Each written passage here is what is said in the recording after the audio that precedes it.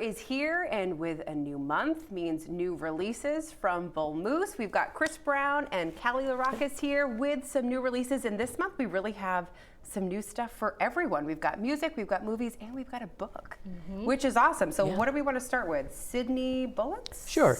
Maynard Cidny Bullens. Yes. So Most has an album called Little Pieces, and most of these songs were released, just self-released. You had to buy it straight from him a few years ago, but now it's on a really prestigious indie rock label from the Nashville arm. You know, he's been operating at this super high level in the music industry since the 70s, like multiple Grammy nominations. And so this album is like a roots rock kind of sound. That's sort of Nashville, somewhere between rock and country, sort of. And it's the first album where Cidny is singing in a lower register. He transitioned to male when he was around 60, 61, I think. And so now he kind of sounds like Tom Petty a little bit. So it's really a very cool album. And he's, like, the songs are super catchy, but he's a very open-hearted lyricist. So we really get a good idea of what the last 10, 15 years of his life have been like. It's a fantastic album. That's always nice. And then we also have some stuff from Black Pumas.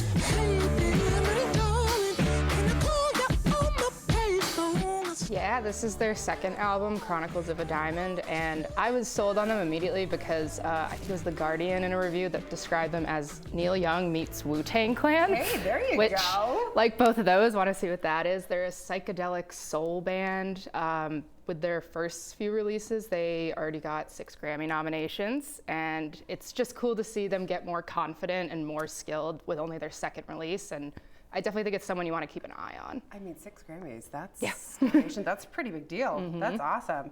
And then we also have, so this is for book lovers out there, we have Amanda Peters' The Berry Pickers, which is set right here in the 207. That's right. Yeah. She and she's from Maine. Love the that. author. So Love this is her first novel, and it's really beautifully written in a very kind of plain but graceful style. So the Berry Pickers are a family, Micmac family from Nova Scotia, who come to the Bangor area every year for the berry harvest. Yeah.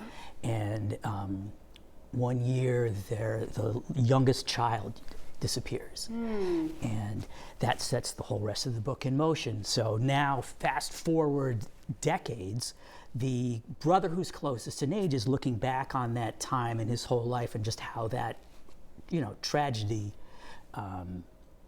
affected him and his whole family. Yeah. Now the thing is, it's a mystery to him. To them, the family doesn't know what happened, but we, the reader, do. And there's a parallel narrator who is a Maine girl around the same age who doesn't feel like she fits in with her family. I see where this is going. Right, and it's not supposed to be like, you figure it out that quickly. So it's not a mystery, but it's how does this really history of brutality of like white people to Native Americans, how has it affected these two families? How does it all fit together? Yeah, it's a very peaceful book considering how, what the cruelty that's in it. Well, and to be able to bring a little more light to the Micmac culture too, that's incredible. Yeah, as well. Yeah. And then we'll wrap it up with the Alfred Hitchcock Classic Collections Volume 3, which I feel like a lot of people are probably excited about. Yeah, this is the third volume, as you said, from Universal. They're doing these 4K remastered re-releases of all of his classic films, which is really exciting because I just think the general consensus, it's an improvement even on the Blu-ray releases. That's what you were mentioning to me. Yeah. And it's just exciting to see all the stuff that made him like the master of suspense. Yeah. And it's cool because when you get to by the third volume, it might be some stuff you've never heard of or just haven't thought of in decades but want to see again. One of them is an exciting Cold War espionage film starring Julie Andrews and Paul Newman. Ooh, okay. Yeah, so that's next on my list because I didn't know that sounds really good. Yeah. And it is really cool.